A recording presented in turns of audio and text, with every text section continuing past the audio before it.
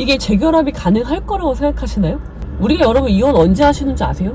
더 이상 이렇게 살다가는 내가 죽을 것 같아. 근데 그걸 또 갖다 붙여. 이 족보가 꼬인단 말이에요, 재혼을 하면. 물론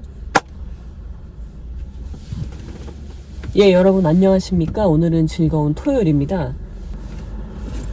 자, 여러분 오늘 제가 여러분들에게 드리고 싶은 말씀은요, 재결합에 대해서 말씀드릴 거예요.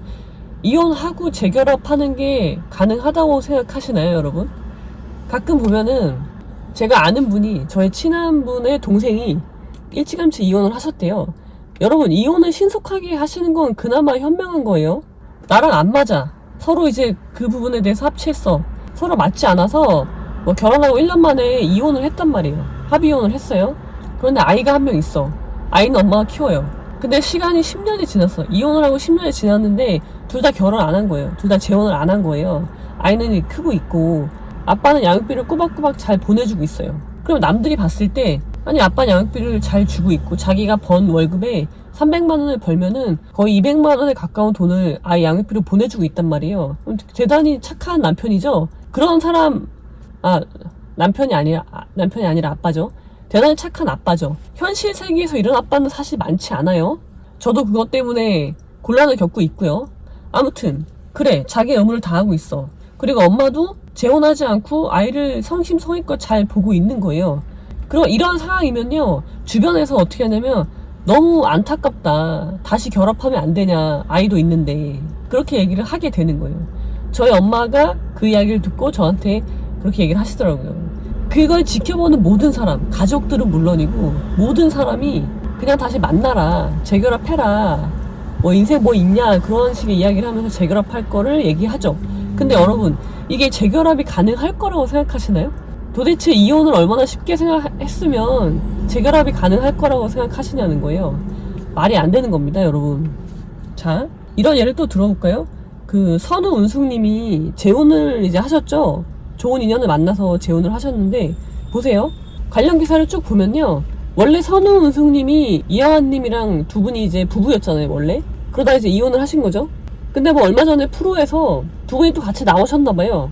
우리 이혼했어요 라는 프로인 것 같은데, 거기 나오셔서 이제 재결합에 대한 가능성을 뭐 얘기를 했었나 보죠. 그러니까 이제 사람들이 그걸 보고 응원을 해준단 말이에요. 보면은 선우은숙님은 그동안 전남편 이영아와 예능 프로그램에 동반 출연하며 재결합 응원을 받았기 때문에 이 재혼 소식이 굉장히 놀라웠다는 거죠. 그러면서 어떤 프로에 나왔었는데, 거기서는 진행자가 선우은숙님에게 둘이 있는 투샷 너무 예쁘다, 재결합해라, 애들 아빠랑 잘 살아라, 둘이 너무 좋더라, 묻지도 말고 따지지도 말고 그냥 만나, 이런 식의 조언을 이제 하는 거예요. 응원이라고 이제 해주는 건데, 여러분 이혼을 하신 분들한테 한번 물어보세요. 그럴 가능성은요, 제로입니다. 제로. 이렇게 재결합해 라고 얘기하는 사람들은요, 이혼을 무슨 감정에 내가 지금 열받아서, 상대방한테 내가 열받아서 홧김에 이혼한 것처럼 생각을 하시는 거예요. 그렇지 않아요. 굉장히, 우리가 여러분 이혼 언제 하시는지 아세요? 제가 이혼 상담을 하면서 왜 이혼에 수많은 타이밍이 있었어, 근데 왜 지금 이혼을 하려고 마음을 먹게 됐나요? 결심을 하게 된 원인은 무엇인가요? 라고 꼭 여쭤보거든요. 그러면 대부분의 공통점이 뭔지 아세요? 공통점은요, 내가 더 이상 이렇게 살 수 없다예요. 더 이상 이렇게 살다가는 내가 죽을 것 같아. 나라는 사람이 없어. 그냥 죽을 것 같아가 아니라, 단순한 불평, 불만, 일시적인 감정이 아니라 진짜 이렇게 살다가는 내가 죽는 거예요. 우리 모두 살아있지만 모두가 사는 건 아니라고 그랬어요. 빈 껍데기로 살아가고 있는 거죠. 그건 죽은 거나 마찬가지거든요. 그렇게 살아서 뭐해요, 여러분? 우리가 인생을 사는 이유가 뭐예요? 그래서 내 생각이 거기에까지 이르렀을 때 이혼을 결심한단 말이에요, 사람들이. 그렇게 해서 한 게 이혼이에요. 근데 그렇게 해서 했는데 떨어져가지고 서로 안정을 찾아가.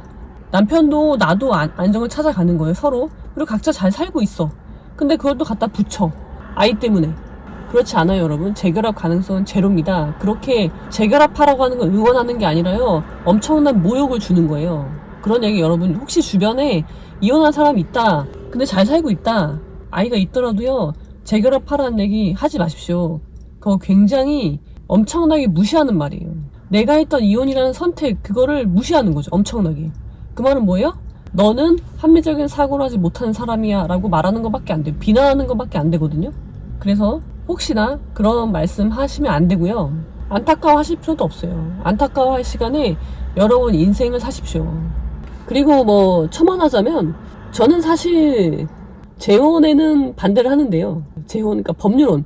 사랑하는 건 좋아요. 사랑해야 돼요. 근데 법률혼으로 엮일 필요가 있느냐에 대해서는 굉장히 회의적인 사람이라서 여러분 주변에 이혼하신 분들이 있다면 절대 재결합 그런 이야기 하시면 안 되고요.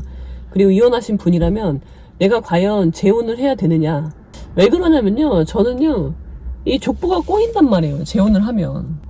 물론 저는 재혼을 하지 않았고 앞으로도 할 계획이 없지만 물론 이제 할 사람이 없으니까 그럴 수는 있지만 재혼을 하면 법률혼의 관계를 형성하면요. 민법상 권리 의무가 생기잖아요. 그러면은 좋아 나는 좋다 쳐. 나는 얘가 좋아서 재혼으로 엮이고 싶어. 그거는 그렇다 치는데 내 아이들은 어떻게 되는 거예요? 내 아이들은 원치 않는 아빠가 생기는 거죠. 그러니까 엄마가 사랑하는 사람이니까 나도 사랑할 수 있어. 나도 아빠를 인정할 수 있어. 뭐 그런 이제 논리적인 징검다리를 통해서 아빠를 인정하게 될 수는 있지만 쓸데없는 노력을 또 해야 되는 거잖아요. 인간관계. 대단한 관계가 형성되는 거거든요. 인위적으로. 인척관계가 생기는 건데 우리가 피로 맺어진 관계. 혈연은 어쩔 수가 없죠. 내가 좋든 싫든 내가 그 피를 받았으니까 어쩔 수 없잖아요. 근데 나랑 피가 한 방울 안 섞였는데 그것도 내 선택으로 하는 게 아니라 다른 사람의 선택으로 나랑 쟤랑 친족관계가 생긴다. 그러면은 그 관계의 유지를 위해서 내가 그런 관계가 없었더라면 하지 않아도 될 노력을 해야 되는 거잖아요. 근데 그게 과연 서로에게 행복할까?